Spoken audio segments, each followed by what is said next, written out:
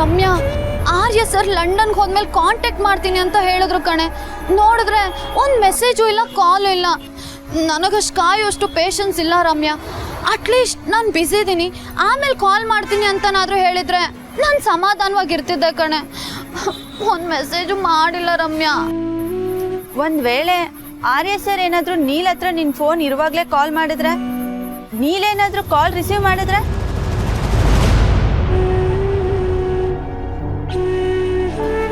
ರಮ್ಯಾ, ಹಾಗೇನಾದ್ರೂ ಆದ್ರೆ ಆರ್ಯ ಸರ್ ತುಂಬಾನೇ ಕೋಪ ಮಾಡ್ಕೋತಾರೆ ಕಣೆ. ಈಗೇನೇ ಮಾಡ್ಲಿ?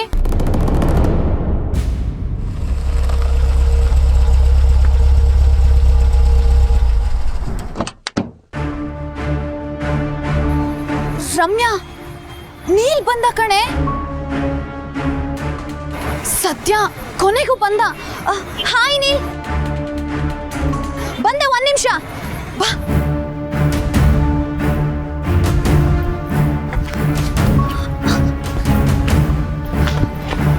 ನೀಲ್, ಮೊದಲು ನಾನು ಫೋನ್ ಕೊಡು. ತಗೊಳ್ಳಿ ಚಂದದಾರ್ರೆ. ಆಫೀಸಲ್ಲಿ ಸ್ವಲ್ಪ ಹೊತ್ತು ಕಾದಿದ್ರೆ ಅಲ್ಲೇ ಕೊಡ್ತಾ ಇದ್ದ. ನಾನೇ ಇಲ್ಲಿಗೆ ಬರಬೇಕು ಅಂತ ತಾನೇ ನೀವು ಈ ಥರ ಮಾಡಿರೋದು. ಅಯ್ಯೋ, ಹಾಗೇನಿಲ್ಲ. ತಮಾಷೆ ಮಾಡು. ನಿನ್ನ ಫೋನ್ ಏನೋ ಲಾಕ್ ಆಗಿತ್ತು, ನನ್ನ ಫೋನಿಂದ ಕಾಲ್ ಮಾಡ್ಬೋದಿತ್ತಲ್ವಾ? It's okay. ಫ್ರೆಂಡ್ಶಿಪ್ಪಲ್ಲಿ ನನ್ನದೆಲ್ಲ ನಿನ್ನದೇ, ನಿನ್ನದೆಲ್ಲ ನನ್ನದೇ ಅಂತಾರೆ ನಿಜ. ಆದರೆ ಫೋನ್ ವಿಷಯ ಬಂದರೆ ನಂದು ನಂದೇ, ನಿಂದು ನಿಂದೆ. ಇವರು ಇವಳು ನನ್ನ best friend Ramya. Best friend ಅಂದರೆ ಯಾವ ಥರ? ಎಲ್ಲ ಥರನೂ. ಅನು ಎಲ್ಲ ಸೀಕ್ರೆಟ್ಸು ನನ್ನ ಹತ್ರನೇ ಹೇಳ್ಕೊಳ್ಳೋದು. ನಮ್ಮಿಬ್ರ ಮಧ್ಯೆ ಯಾವುದೇ ಮುಚ್ಚುಮರೆ ಇಲ್ಲ. ನನ್ನ ಬಗ್ಗೆನೂ ಹೇಳಿದಾರಾ? ಹೇಳಿದಾಳೆ. ಹಾಗಾದರೆ ನಾನು ಅನು ಸೀಕ್ರೆಟಾ? ಮುಚ್ಚುಮರೆ ಇಲ್ಲದೆ ಎಲ್ಲ ಹೇಳಿದಾರಾ? ನೀನು ಸಚ್ ಓಕೆ. ಮನೆಗೆ ಹೋಗ್ತೀವಾ, ಇಲ್ಲೇ ಇರ್ತೀವಾ? ಸಾರಿ ನೀಲ್, ಬನ್ನಿ. ವೆಂಕಟಾಚಲ ನಿಲಯಂ. ಓ ನೀಲ್, ಬಾಪಾ ಬಾ. ನೀಲ್ ಬಾಬಾ. ರಮ್ಯಾ, ಅನು ಎಲ್ಲಿ? ಯಾವುದೋ ಫೋನ್ ಬಂತು ಅಂತ ಹೋದ್ಲು ಆಂಟಿ. ನೀವು ಮಾತಾಡ್ತೀರಿ, ನಾನು ಬರ್ತೇನೆ. ನೀಲ್, ನಾನು ಪುಷ್ಪನು ನಿನ್ನ ಜೊತೆ ಮಾತಾಡಬೇಕು ಅಂತ ಅನ್ಕೊಂಡ್ವಿ. ಅವತ್ತು ಪೊಲೀಸ್ ಸ್ಟೇಷನಲ್ಲಿ ನಮಗೆ ಸಹಾಯ ಮಾಡೋಕ್ಕೆ ಅಂತ ನೀನು ಬಂದೆ. ಆದರೆ ನಿನಗೆ ತುಂಬ ತೊಂದರೆ ಆಯಿತು. ಊನಪ್ಪ ನೀಲ್, ನನಗೂ ಅಷ್ಟೇ ತುಂಬ ಬೇಜಾರಾಯಿತು. ಪರವಾಗಿಲ್ಲ ಆಂಟಿ, ಹೇಗೂ ಆರ್ಯ ಸರ್ ಬಂದ್ರಲ್ಲ. ಹೌದು, ಆರ್ಯ ಸರ್ ಬರ್ದೇ ಹೋಗಿದ್ರೆ ತುಂಬ ತೊಂದರೆ ಆಗೋದು. ನೀಲ್, ಏನಷ್ಟು ದೊಡ್ಡ ಬ್ಯಾಗು? ಊರಿಗೆ ಹೊರಟಿಯಾ? ಇಲ್ಲ, ಇದು ಗಿಟಾರ್ ನಮ್ಮ ದೋಸ್ತ್ಗೆ ಹೇಳ್ಕೊಡ್ಬೇಕು ಅಂತ ಬಂದೆ. ಗೆಳೆಯ, ತಂದೆ ಬಿಟ್ಯಾ? ಹೇಳಿದ್ಮೇಲೆ ಮಾಡ್ಲೇಬೇಕಲ್ವಾ ದೋಸ್ತ್? ಕರೆಕ್ಟ್. ನೀಲ್, ಈ ವಯಸ್ಸಲ್ಲಿ ಗಿಟಾರ್ ಕಲ್ತು ಸಂಗೀತ ಕಚೇರಿ ಮಾಡಕ್ಕೆ ಹೋಗ್ಬೇಕಿತ್ತಾ? ಸುಮ್ಮನೆ ಟೈಮ್ ವೇಸ್ಟ್ ಅಪ್ಪ. ಆಂಟಿ, ಇದಕ್ಕೆ ಏಜ್ ಗೀಜೆಲ್ಲ ಏನು ಬೇಡ. ಬೇಕಿದ್ರೆ ನೀವು ಕಲಿಬೋದು. ಕಲಿತೀರಾ? ಬೇಡಪ್ಪ, ನನ್ನ ಮನೆ ಕೆಲಸನೇ ಸರಿ ಆಗುತ್ತೆ. ಒಂದು ನಿಮಿಷ.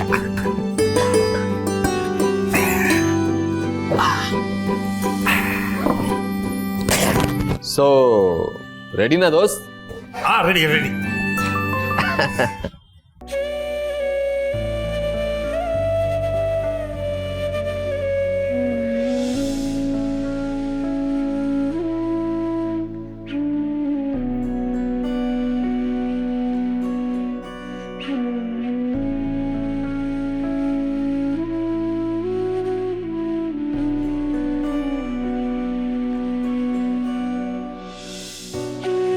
ನೀನು ಊಟ ಮಾಡಲ್ವಾ?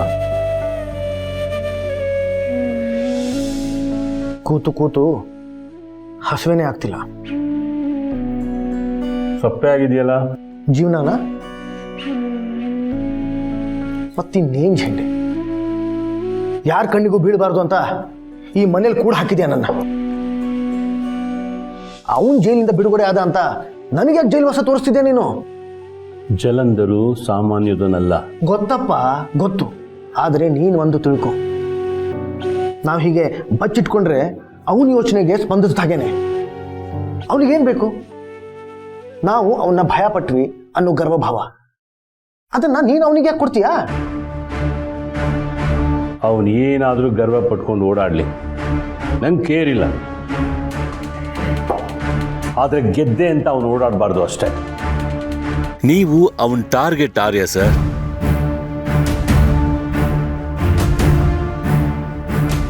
ಅವನನ್ನು ನಾನು ಗೆಲ್ಲೋದು ಬಿಡೋಲ್ಲ. ಸರಿಯಪ್ಪ ಸರಿ, ನನಗೆ ಫೋನ್ ಬೇಕು. ಫೋನ್ ಏನಕ್ಕೆ ಬೇಕು? ಕೆಲವ್ರ ಹತ್ರ ಮಾತಾಡಬೇಕು. ಯಾರ ಹತ್ರ? ಆ ಅನುಸಿರಿ ಮನೆಯವ್ರ ಹತ್ರನಾ? ಅರೆ ವಾ, ಗೊತ್ತಾಯ್ತಾ? ಅಮ್ಮನ ಹತ್ರ ಮಾತಾಡಬೇಕು, ಕೊಡು.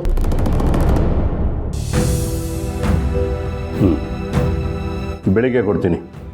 ಆದ್ರೆ ನೀವಿನ್ನೂ ಲಂಡನ್ನಲ್ಲೇ ಇದ್ದೀರಾ, ನೆನ್ಪಿರ್ಲಿ.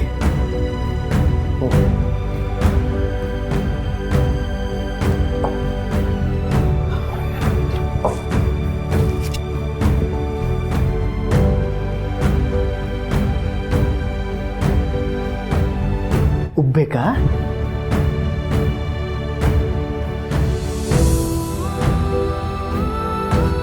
ಕೊಡ್ರಪ್ಪ.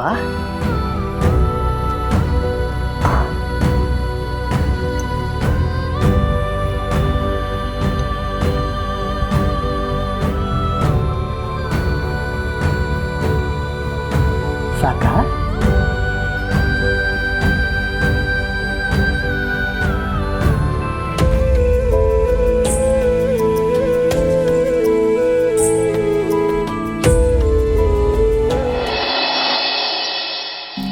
ಪುಷ್ಪ, ಆ ಒಂದು ಚಕ್ಲಿ ಕೊಡೆ.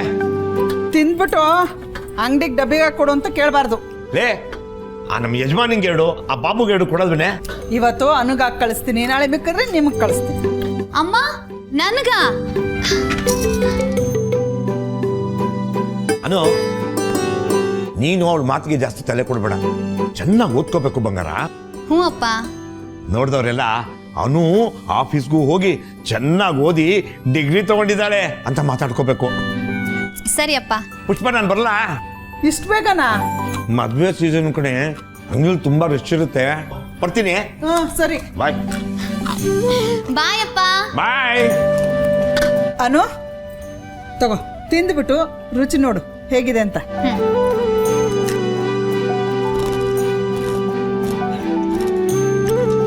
ವಾವ್ ಅಮ್ಮ, ಇಷ್ಟು ಕ್ರಿಸ್ಪಿ ಕ್ರಿಸ್ಪಿ ಆಗಿದೆ. ಈ ಚಕ್ಲಿ ಏನಾದ್ರು ನಮ್ಮ ಆಫೀಸಲ್ಲಿ ತಿಂದ್ರೆ 100ಕ್ಕೆ 100 ಮಾರ್ಕ್ಸ್ ಕೊಡ್ತಾರೆ ನಿನಗೆ. ನನ್ನ ಡಬ್ಬಿ ರೆಡಿನಾ? ತಗೊಮ್ಮ, ಇದು ನಿನ್ನ ಡಬ್ಬಿ. ಇದರಲ್ಲಿ ಚಕ್ಲಿ ಹಾಕಿದ್ದೀನಿ.